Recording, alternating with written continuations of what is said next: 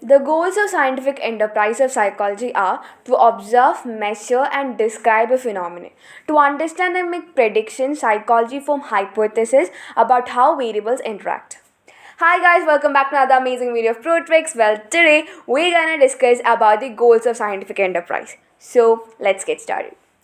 So when we talk about the four main goals of psychology, which are to describe, explain, predict, and change. So the goals of psychological science are to describe what a particular phenomenon is, explain why it occurs, predict when it will occur, and change or control what caused it to occur. Now that we have a definition for psychology, let's briefly discuss the scientific method which is used to achieve psychology's four main goals of describe, explain, predict, and change. First, it is important to know that the scientific method is a form of empirism which is based on observation, including experimentation. Second, the scientific method is used to acquire knowledge. And third, here's a definition of scientific method which states that the scientific method is a systematic procedure of observing and measuring observable behavior to answer questions about what happened, when it happens, and what it caused to happen and why it happens. This process involves dynamic interaction between theories, hypotheses, and research method.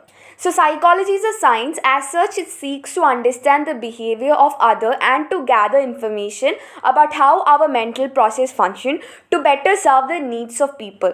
The description goals is usually the first step in understanding any behavior. In this step, the description goal informs us about what has occurred in their studies.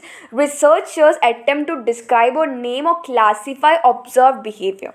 A researcher may focus on certain behaviors or question about a particular behavior. For example, let's briefly discuss the cell phone use and driving. The description goal seeks to answer questions such as how many people use cell phones while driving. Another question to be explored may be, do they talk or do they text more while driving? So one psychologist can describe a behavior or phenomenon, they can use that as a basis for learning more about the behavior. The next goal of psychology is to provide an explanation as to why certain behavior or mental process occur. In order to explain a behavior or a mental process, there need to be an understanding of its cause. Is it nature or nurture or an interaction? Or is it some other variable? Going back to our example of cell phone use interfering with driving, the explanation goal would seek to answer some important question. Is it because people use their hands to hold the phone? Is it because they take off their eyes from the road? Does using a cell phone interfere with the ability to focus on driving? Next comes the prediction goal.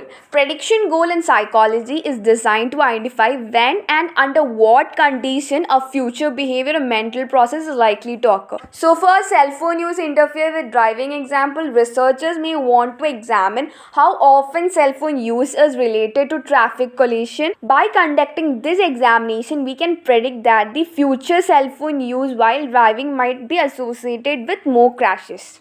So remember, in the prediction goal, the psychologists aim to predict how a particular behavior will appear again in the future. The final and the fourth goal of psychology is to change, control, or modify behaviors which may be harmful, ineffective, or interfere with life functioning.